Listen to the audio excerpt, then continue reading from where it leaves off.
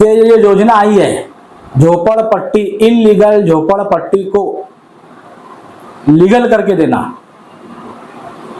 बताया किसी कारपोरेटर ने आपको, बताया किसी आजी और माजी आमदार ने आपको कि जब हमारे शहर के लीडरान इलेक्शन लड़ रहे थे ना, जब हमारे शहर के लीडरान इसकी वीडियो और उसकी वीडियो चला रहे थे ना शहर के अंदर, उस वक्त तो आउटर के एमएलए ने 10 झोपड़पट्टियों को नगर पालिका के आयुक्त के सिग्नेचर के साथ 2700 घरों को 7 बारे बना के दिए।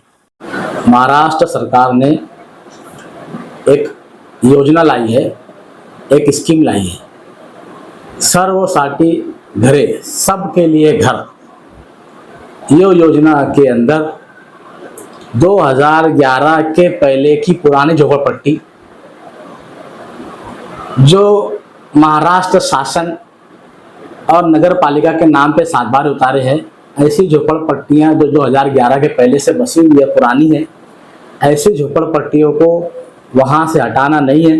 सरकार ने कहा है कि उस झोपड़पट्टियों को कारपोरेशन 7 बारे बनाकर उसको लीगल करके दे, उसको कानूनी दर्जा दे। मैं आपको बता दूं, मालेगांव महानगर पालिका ने आउटर के एमएलए 10 झोपड़पट्टियों को मालेगांव महानगर पालिका ने 7 बारे बनाकर दिए, 2700 घरों को लीगल करके दिया है। तो मेरा सवाल यह है मालेगांव शहर के सेंट्रल के लीडरान से, क्या मालेगांव मध्य में, मालेगांव सेंट्रल में झोपड़पट्टी नहीं है? 36 झोपड़पट्टी का मालेगांव नगर पालिका ने सर्वे किया, जिसमें 10 झोपड़पट्टी को 7 बारे बना कर दिए गए। उन झोपड़पट्टी का नाम मैं भी आपके सामने बता रहा हूं। सबसे पहले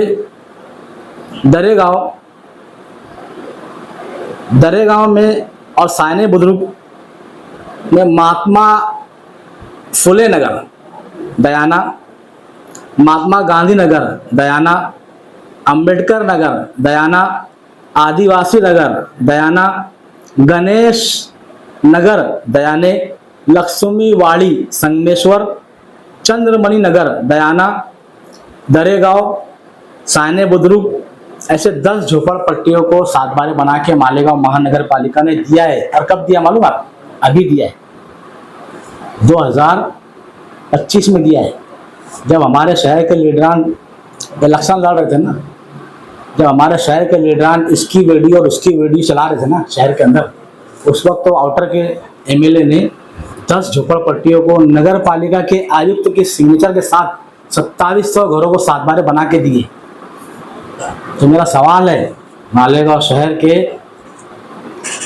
सेंट्रल एरिया के लीडरान से, आजी और माजी से, क्या मालेगांव शहर में झोपड़पट्टी नहीं है? गुलशेर नगर, शब्बीर नगर, नुमानी नगर, दातार नगर, रहमताबाद, इधर जाफर नगर झोपड़पट्टी। हमारे जो सियासी लीडर है मालेगांव शहर के, चाहे वो आजी हो या माजी हो, वो जो सियासत कर रहे हैं मालेगांव शहर के अंदर, उनकी सियासत क्या चल रही है कुछ समझ में नहीं आता। शहर के विकास के लिए, शहर की आवाम के लिए, शहर की आवाम के फायदे के लिए उनके पास कोई लाए अमल नहीं है, उनके पास कोई प्लानिंग नहीं है। अभी मैं आपको बता दूं कि ये योजना आई है झोपड़पट्टी, इनलीगल झोपड़पट्टी को लीगल करके देना। बताया किसी कारपोरेटर ने आपको, बताया किसी आजी और माजी आमदार ने आपको कि जो तुम्हारी वोट पे हम चुन के आए, आवाम झोपड़पट्टी की आवाम की वोट पर चुन के आने के बाद हम सत्ता में बैठे हैं, हम मेयर बन के बैठे हैं, हम स्टैंडिंग चेयरमैन बन के बैठे हैं, हम उप मेयर बन के बैठे हैं।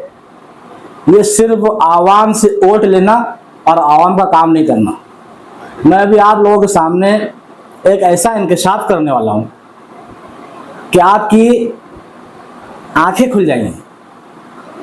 मालेगांव शहर में झोपड़पट्टी जो इलीगल झोपड़पट्टी है उसको लीगल करके देना है, उस झोपड़पट्टी को मालकाना हुकूक करके देना है, उनके 7 बारे बना कर देना है। इसके लिए कोई स्टैंडिंग की और कोई मास हवा की मीटिंग लेने की जरूरत नहीं है, डायरेक्ट करके देना है।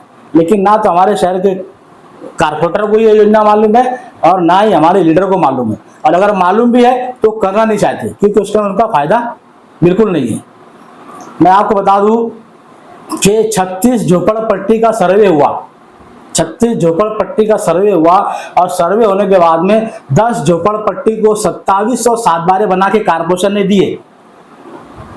10 झोपड़पट्टी के नाम अगर आप सुनेंगे तो मैं बताता कि दयाने के अंदर 5 झोपड़पट्टी है आउटर के हिस्से में, दरेगांव में 2 झोपड़पट्टी है, सायने में झोपड़पट्टी है। ऐसे 2700 घरों को मालेगांव महानगर पालिका ने सातबारा बना कर दिया। तो क्या ये गुलशन नगर, सब्बीर नगर, दातार नगर, नुमानी नगर, जाफर नगर, दत्ता नगर के लोगों को सातबारा बनाकर नहीं दिया जाना चाहिए?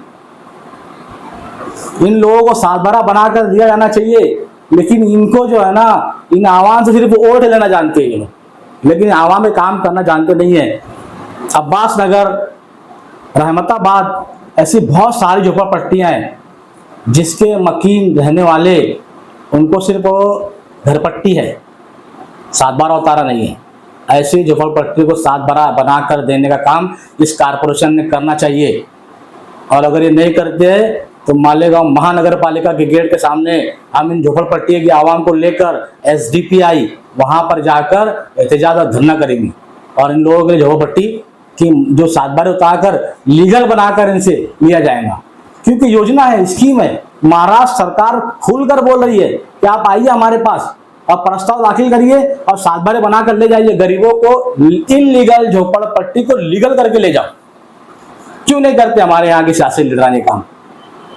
आपको बता दूं, किला झोपड़पट्टी गवर्नमेंट की है। ऐसी झोपड़पट्टी जिसके ऊपर महाराष्ट्र शासन, ऐसी झोपड़पट्टी जिसके ऊपर मालेगांव महानगर पालिका आयुक्त का नाम लिखा हुआ है, इस झोपड़पट्टी को आवाम के नाम पर कर देने का काम हमारी कारपोरेशन ने करना चाहिए। ये GR है, लेकिन झोपड़पट्टी, किला झोपड़पट्टी के लिए कोर्ट जाने की कोई जरूरत नहीं थी। किला झोपड़पट्टी जो है वो ऑलरेडी गवर्नमेंट की है, और गवर्नमेंट अपनी जमीन पर झोपड़पट्टी जो इलीगल है उसको लीगल करके देने तैयार है। तो क्यों नहीं करते हमारे लीडर, क्यों नहीं करते हमारे शहर के मेयर, क्यों नहीं करते हमारे महापौर? स्टैंडिंग चेयरमैन का सो रहा है क्या?